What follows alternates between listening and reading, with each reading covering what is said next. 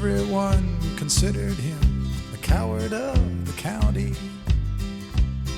He had never stood one single time to prove the county wrong. His mama named him Tommy, but folks just called him Yellow.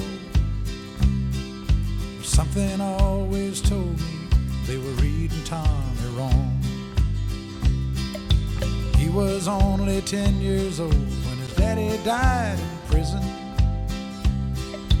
I looked after Tommy 'cause he was my brother's son. I still recall the final words my brother said to Tommy. Son, my life is over, but yours has just begun. Promise me, son, not to do the things I've done. Walk away from trouble if you can. Now, it won't mean you're weak if you turn the other cheek. I hope you're old enough to understand. Son, you don't have to fight to be a man. There's someone for everyone, and Tommy's love was Becky. In her arms he didn't have to prove he was a man. One day while he was working, the Gatlin boys came calling. They took turns at Becky, and there was 3 of them.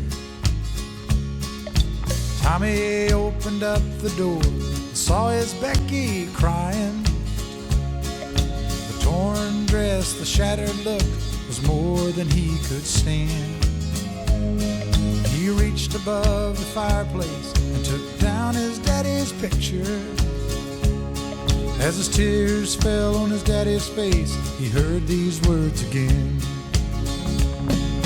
Promise me, son, not to do the things I've done. Walk away from trouble if you can. Now, it won't mean you're weak if you turn the other cheek.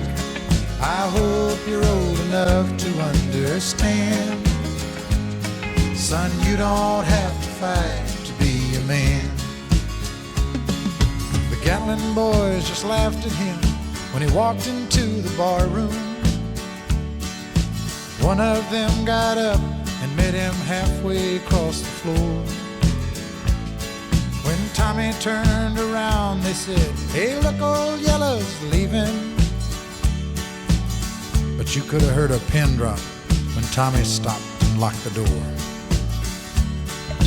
20 years of crawling was bottled up inside him. He wasn't holding nothing back, he let them have it all. When Tommy left the barroom, not a Gatlin boy was standing. He said, "This one's for Becky," as he watched the last one fall. And I heard him say, "I promised your dad not to do the things you've done. I'll walk away from trouble when I can. Now please don't think I'm weak, I didn't turn the other cheek.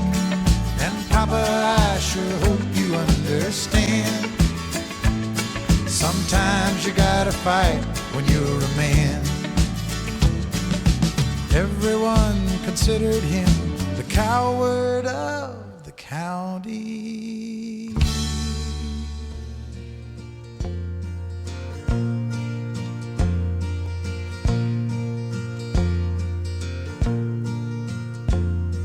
In a bar in Toledo, across from the depot, on a bar stool she took off her ring. I thought I'd get closer, so I walked on over. I sat down and asked her her name. When the drinks finally hit her, she said, "I'm no quitter, but I finally quit living on dreams. I'm hungry for laughter, and here ever after, I'm after whatever the other life brings." In the mirror I saw him, and I closely watched him. I thought how he looked out of place. He came to the woman who sat there beside me. He had a strange look on his face. The big hands were calloused. He looked like a mountain. For a minute I thought I was dead.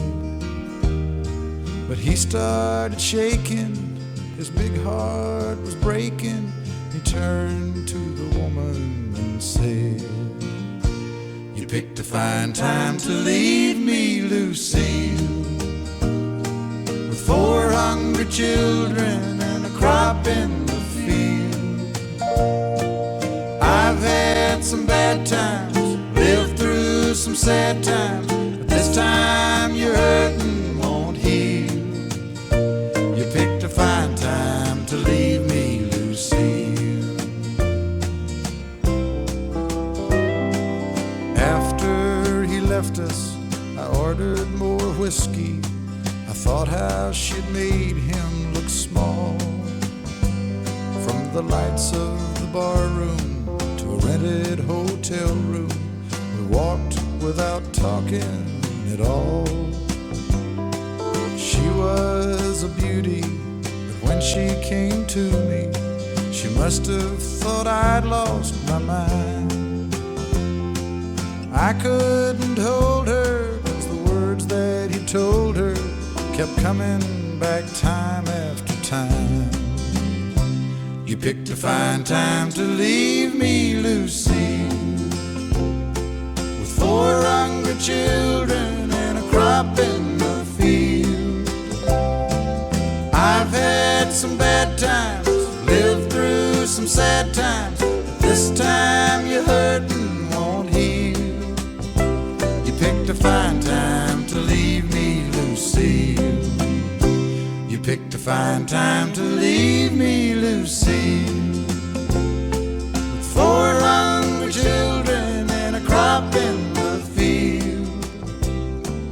I've had some bad times, lived through some sad times, but this time your hurting won't heal. You picked a fine time to leave me, Lucille. You picked a fine time to leave. On a warm summer's evening, on a train bound for nowhere, I met up with a gambler. We were both too tired to sleep, so we took turns of staring out the window at the darkness till boredom overtook us, and he began to speak. He said, "Son, I've made a life out of reading people's faces and knowing what the cards were by the way they held their eyes. So if you don't mind my saying, I can see you're out of aces. For a taste of your whiskey, I'll give you some advice." So I handed him my bottle, and he drank down my last swallow. Then he bummed a cigarette and asked me for a light, and the night got deathly quiet, and his face lost all expression. Said, "If you're gonna play the game, boy, you gotta learn to play it right. You got to know when to hold up, know when to fold up, know when to walk away, and know when to run. You never count your money when you're sitting at the table. There'll be time enough for counting when the dealing's done."